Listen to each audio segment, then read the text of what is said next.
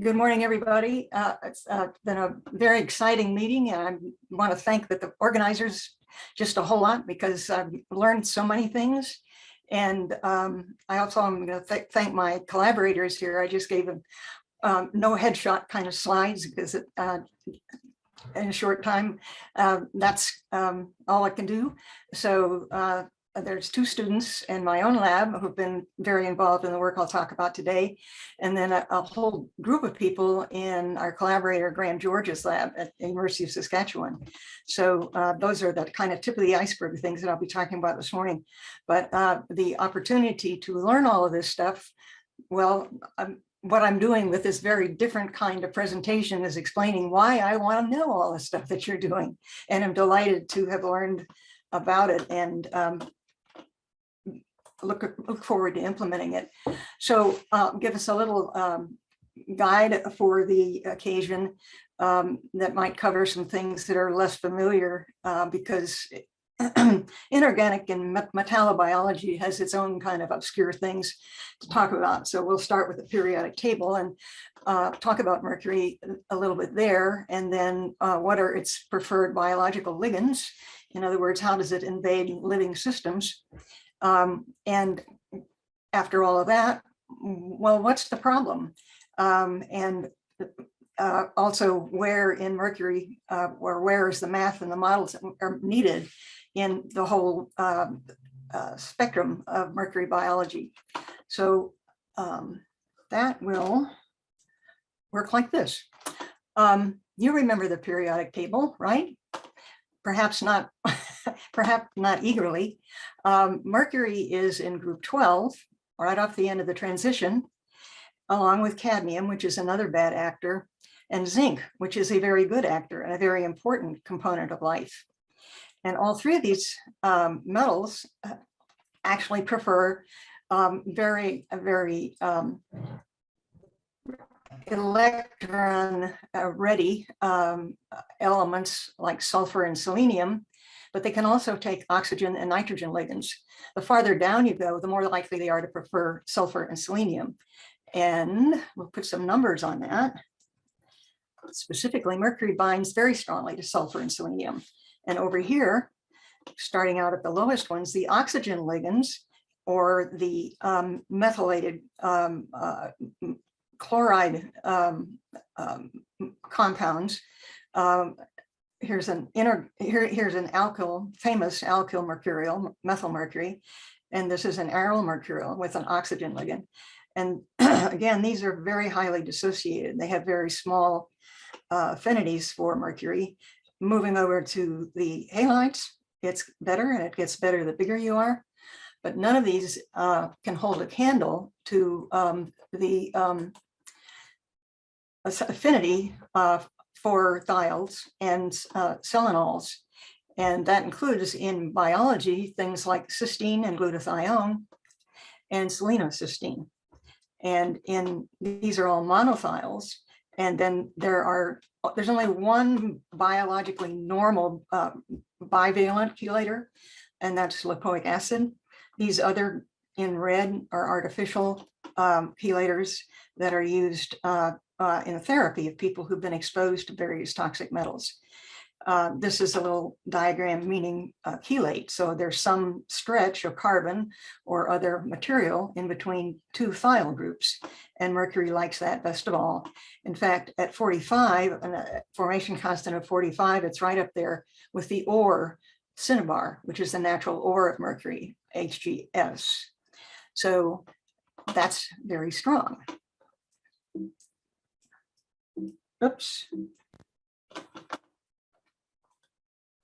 Okay, so the monothiol is not capable of extracting mercury from a protein chelate.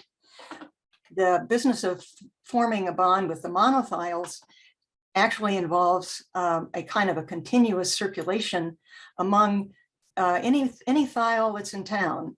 And you can start off with this one, and you can end up with the green one. And so that kind of affinity is both kinetically, thermodynamically stable, but kinetically labile. But all the kinetic lability goes away when you have the chelate And that chelate could be more than just the little black line that I drew in the preceding slide. It could be the entirety of a protein with a couple of cysteines hanging off of it. And glutathione can't get it off. And so thereby hangs the major problem with respect to mercury being an inactivator and a degrader of the activity of a proteins. Thiols are used very, very much in active sites of proteins. And so this is how they get messed up in the presence of mercury. Spent a long time, many years, working with a system that bacteria have evolved to confer resistance to mercury on their host cell. And I'm not going to spend any time on anything except two of these proteins. One way to get rid of mercury is to just throw 2 electrons at it, and it goes away as mercury vapor. And that's exactly what bacteria have evolved to do. The MERA gene is a large disulfide oxidoreductase family of things like glutathione reductase and lipoamide dehydrogenase, but this one doesn't die when mercury, unlike the others attached to it. So MERA is important because of how it actually gets rid of it. The other important locus, the other gene within this locus that I want to mention is MERR. MERR is a regulatory protein. It's a both repressor and an activator, and it binds to an operator region right here in order to stimulate transcription of the operon. And it has a KSP for mercury of 10 to the 44 by titration calorimetry. So its affinity for mercury is extremely high, right up there near cinnabar. So this kind of simulated our interest in what I'm going to talk about today, and that is what happens in a cell when the MER operon isn't there, which it mostly isn't, because this is a portable system. This is found on mobile genetic elements by and large. It can also land in a chromosome, but it is not by any means a part of the normal repertoire. Although some version of this occurs in archaea and in both Firmicutes or gram-positive and gram-negative bacteria. It's not altogether clear whether those were completely independent occurrences of the extra parts that are necessary to make it work. But it is widely found, except in anaerobes and in photosynthetic bacteria. And you can ask me later about why that is, but I'll leave it at that. So this is MERR stimulating the interest in proteins that are in cells that might have a high affinity, but not all the rest of this apparatus to take care of the proteins that get tagged. So it turns out that there's kind of a 1-2 punch that mercury can exact. The first is just even small amounts of mercury coming into the cell can hit the membrane-bound iron and copper proteins that are involved in electron transport. And when you turn loose those 2 elements from either kind of site, you let them engage in Fenton chemistry, which is cycling of reactive oxygen species. And then they make a mess out of everything, even taking down the millimolar redox buffer, glutathione. So that's the first punch. And if there's mercury left over, since these redox protectors of the thiols in the cell can, in fact, they're not players, they're victims this time. So mercury does bind to proteins directly, but it first of all does this, this is an iron sulfur center. I can't remember exactly which protein. This is a 4-iron 4-sulfur cluster that's involved in electron transfer in this protein. If you hit it with divalent inorganic mercury, the mercury grabs the cysteine, which is part of the scaffolding here that's holding it together. And once it does that, the iron is released. And then there's the devil to pay, because the iron goes out into the cytoplasm and engages in the Fenton chemistry, just repeatedly in an aerobic context, generating radicals that are dangerous to every other kind of compound in the cell.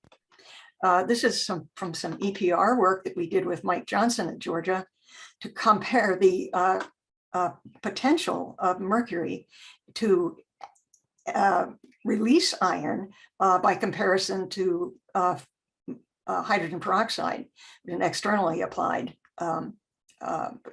oxidant. And this is all normalized from exposed to unexposed. The unexposed is 1. Okay, you get a little bit more out with 4 millimolar hydrogen peroxide. You get about twice that much with 16 micromolar mercury. So by and large, I mean, the mercury is the most potent of any oxidant that it might run into, the cell might run into in releasing iron.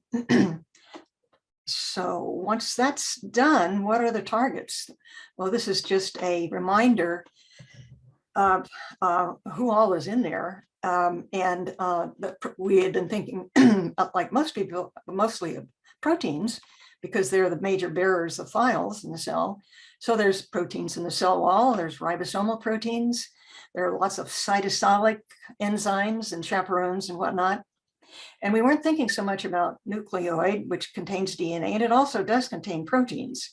There are things that are wrapping the nucleic acids around themselves and things that are synthesizing RNA from the DNA. So it's not completely nucleic acid, but it's a large chunk of the mass that's in the cell. So this is the garden of mercury damage. One of the things that we wanted to do in asking about vulnerable proteins in the cell was to do mass spec. And it's a real nice thing that mercury has actually 7 stable isotopes, but 6 are quite visible. And in mass spec, your other ions are very small. Mercury comes in at around 200. And so it gives in a peptide without mercury, its mass profile would look like that. And when you add mercury, the presence of these larger isotopes is going to spread it out like that. So you've got a very nice way to spot those things. And we worked that out in a wonderful experience we had working with Mary Lipton's group. And all of what I'll talk about for the next couple of minutes is work that we did at PNNL some years ago. And the outcome of this is that this is we call the mercury exposure proteome. So, and this is what basically is kind of the grand summary of this in a way that we found about almost 4,000 of the proteins that E. coli makes, we were able to observe we had to work out some methods. I won't go into that, but we found 15,000 different cysteine sites among those 4,000 proteins. And of the peptide spectral counts, we had nearly 750,000 peptide spectral counts. And of those, right above 6% were cysteines. And that's kind of high for the percentage of cysteines that were present in most prokaryotes, E. coli included, only use cysteines about 1 or 2% of the amino acids. So we weren't losing any, and that's a good thing. The question is, were we getting artifacts of some kind? And we were very careful about that. And I can go into the detail on the actual methods that we worked out to do this, but it did involve lysing the cells in iodocetamide with its presence, so that immedientely any free cysteines would be blocked in the cell, and the mercury wouldn't get to just run around anywhere as it went through the process of bottom-up proteomics. And we were using as a definition vulnerable proteins. We were using the definition, anything that can make it through bottom-up proteomics and give a signal for mercury, we consider that to be vulnerable enough, stable enough to be vulnerable in terms of the protein's ability to carry out its normal function. So just quickly, these are COG categories. And it's clear that there are certain COG categories that are more vulnerable with respect to the percentage of that guys that are there in that particular COG being tagged by mercury, particularly in translation. And that in translation includes the ribosomal proteins, as well as the synthases and other things that are involved in managing translation into proteins. And the red line is the mercury modified peptide spectrum, and the purple line is cysteine. So we were tagging a fairly good proportion of the cysteine available sites with mercury. And actually the biggest of all in terms of vulnerability is amino acid biosynthesis, which does happen to have quite a lot of iron sulfur proteins in it. So this is the outcome of, or one of the outcomes of what our work with Mary's group, and very satisfying to see that one could do this kind of thing and get what kind of results that make sense in terms both of their quantity as well as the distribution with respect to what we know about the underlying biology. And we got a little surprise. We were always monitoring in many replicates how much of the mercury was being used to knock out to get into the cell, and also to whack the thiol groups. So a critical number here is the unexposed cells in 7 different reiterations of the protocol. I had around 3.5 times 10 to the 6 million thiol groups per cell, with a standard deviation of large, but not bad for this kind of a measurement. And then as you go down into adding different amounts of organomercurials or inorganic mercury, you can see that even a smidgen of some of these things, like phenylmercury, knock out all of the available thiol groups. In fact, slightly excess over a number of them. And that was the other kind of, oh, wow, even up here. And in fact, it continued to go up. Thiol, the PMA bound more than, or at least was stable, but it was particularly dramatic with inorganic mercury going up as high as 3.3 times a number of available thiols in the cell, which would have been comparing to this guy. So this is basically this number divided by that number gives you 3.4. So it was kind of, oh, wait a minute, what's going on here? Sorry, Anne, we're running low on time, so we are beyond the schedule. So if we can. Okay, well, it looks like I've had about 10 minutes because I don't think I really started at the, I mean, how much time have I got left? None. There is no time left. I have to introduce next speaker. It's 9:55. Oh, I'm sorry. I thought I was given 20 minutes. Yes, right. Yeah, 20 minutes already passed. Okay. Sorry about that. Yeah, let me do the finale then. I'll just do the very end point. How's that? It's about 3 slides. Yeah, that's fine. Thank you. Okay. It is the case that it's not unknown that mercury binds to DNA. And in fact, we found very clearly that it binds to the operator DNA. We also found in a transcriptomics exercise that it stimulates one amino acid very strongly just with the inorganic mercury, which pointed at something that was doing a chelate and also not capable of responding to PMA. Right now, we're working on looking at the redox defense team. So this is lutiridoxin, thyrodoxin, and all those guys. One of the most important things we found there, along with the histidine business, histidine is regulated by a wide RNA structure. It has no repressor. And so the oxidative stress regulator, the one that's turned on the most is OxyS, which is also an RNA. RNA is well known that thymidine binds mercury. Uridine and pseudouridine are the RNA equivalents of the thymidine base. And so RNA could be a target of this. And the human exposure to mercury, which is still quite widespread. In the developed world, it's primarily dental tooth fillings used by 50% of dentists. A weak kind of don't do it by FDA recently. Most health service plans don't pay for anything but amalgam. Long since phased out in Europe and Japan. Major industrial suppliers are getting out of it, but 51% of the US population already have one or more amalgam. And so in the developing world, it's artisanal gold mining, which is basically wrecking the Amazon. And particularly, but 70 countries, around 20 million people a year, extracting gold or placer, not actually an ore, with liquid mercury, which dissolves it, and then burning off the liquid mercury like this in their homes in order to recover the gold, because it's the only way they can make a living.